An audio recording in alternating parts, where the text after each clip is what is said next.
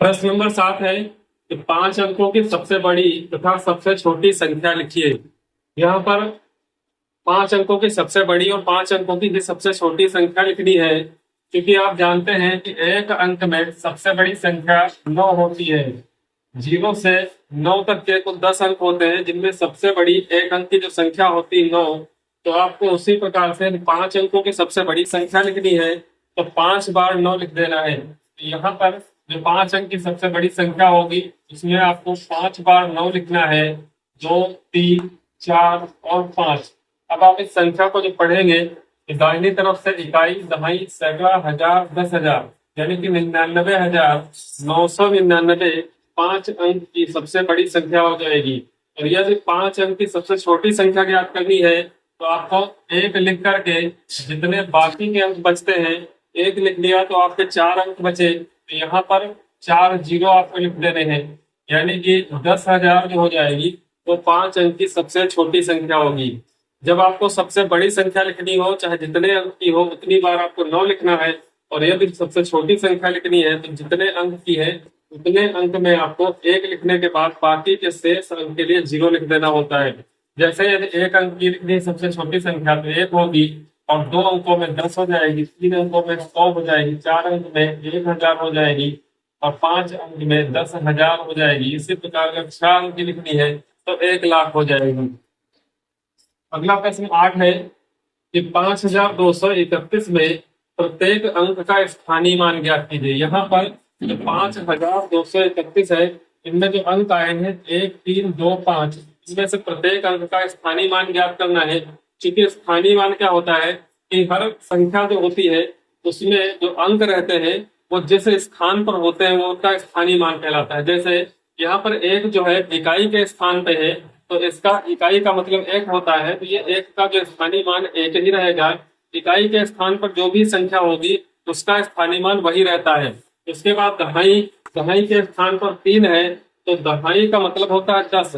जो अंक लिखा हुआ है उसको दहाई के स्थान पे है तो 10 से गुणा कर देनी है। इसी प्रकार सैकड़े के स्थान पर, सैकड़े का मतलब होता है 100, तो सैकड़े के स्थान पर जो अंक होगा उसको 100 से गुणा करनी होगी। और हजार का मतलब 1,000, यानी कि हजार के स्थान पर जो अंक है उसको 1,000 से गुणा करना है, तो उसका स्थानीय मान ज्ञात हो जाएगा। अब यहाँ पर आपको जो स्थानीय मान ज्ञात करना है तो इस प्रकार से संख्या लिखनी है, और यहाँ से ये 3 का निशान लगा करके इस प्रकार से। उसके बाद जो अंक दिया हुआ है वो अंक पहले आपको लिख लेना है। जैसे ये 1 है, यहाँ पे आपको 3 लिखना है, यहाँ पे आपको 2 लिख लेना है, और यहाँ पर आपको 5 लिख लेना है। फिर सब में गुणे का निशान लगाना है, और जिस स्थान पर ये अंक है वो स्थान से उसके मान से गुणा गुणा कर देनी है यहाँ पे। तो जैसे इकाई का मतलब 1 होता है तो 1 को आप 1 से गुणा करेंगे। ये दहाई के स्थान पे है, दहाई का मतलब 10 होता है। सैकड़े के स्थान पर 2 है तो इसको 100 से गुणा करेंगे, और 5,000 के स्थान पे तो इसको 1,000 से गुणा करेंगे, और गुणा करके इनका गुणनफल लिख देंगे तो प्रत्येक अंक का स्थानीय मान ज्ञात हो जाएगा।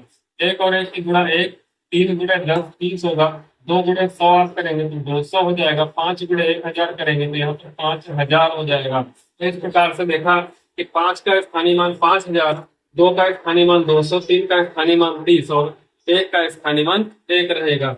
प्रश्न नंबर 9 में है 636 में दोनों 6 का स्थानीय मान। अब आप देखें कि 636 में 2 बार 6 आया है, और दोनों का स्थानीय मान अलग है क्योंकि दोनों अलग अलग स्थान पे है। पहला 6 जो है वो इकाई के स्थान पे है, और दूसरा 6 जो है वो सैकड़े के स्थान पे है। जो इकाई वाला 6 है उसका स्थानीय मान आप जब ज्ञात करेंगे तो 6 गुणे 1, इकाई से गुणा करेंगे, यानी कि 6 एकदम 6 ही रह जाएगा। और जो सैकड़े के स्थान पे है तो उसको आप 100 से गुणा करेंगे, तो 6 गुणे 100 यानी कि 600। इसी प्रकार से इसको शब्दों में पढ़ते हैं कि इकाई, दहाई, सैकड़ा। सैकड़े के स्थान पर 6 है तो उसको सैकड़ा से गुणा करेंगे, यानी कि 600 हो जाएगा। और दहाई और इकाई को एक साथ पढ़ते हैं तो 36 होगा। तो यहाँ पर जो दोनों 6 है इसमें से एक 6 का मान 600 है और एक का स्थानीय मान 6 है। प्रश्न नंबर 10 है कि 3,334 में 3 के विभिन्न स्थानीय मानों का योगफल ज्ञात करना है। यहाँ पर आपको 4 से मतलब नहीं, यहाँ पर जो 3 आया है अलग अलग स्थानीय मानों पे है, तो इन 3 के विभिन्न स्थानीय मानों का योगफल ज्ञात करना है। तो सबसे पहले 3 का स्थानीय मान जो है हम इनका ज्ञात करते हैं। यहाँ पर आपको संख्या लिखनी है 3,334। अब यहाँ पर इन सबका स्थानीय मान ज्ञात करना है, तो 3 का पहला वाला 3 है, दूसरा 3 और तीसरा 3। यहाँ पे आप देखेंगे कि तीनों में आपको तीन तीन लिख लेना है, इसके बाद घोड़े का निशान लगाना है। अब आपको देखना है कि तीन किस स्थान पे है, तो यहाँ पर इकाई दहाई जो दूसरा वाला तीन है, ये दहाई के स्थान पे है तो इसको 10 से गुणा करेंगे। ये सैकड़ा के स्थान पर है तो इसको 100 से गुणा करेंगे, और ये हजार के स्थान पर है, इसको 1000 से गुणा करेंगे। उसके बाद तीन निशान कितना हो जाएगा 30, और ये हो जाएगा 300, ये हो जाएगा 3000। इसके बाद इनका स्थानीय मान ज्ञात होने के बाद इनका योगफल ज्ञात करना है, तो आपको योगफल लिखना है। योगफल, योगफल में आपको जोड़ लेना है क्या, 30 प्लस 300 प्लस 3000।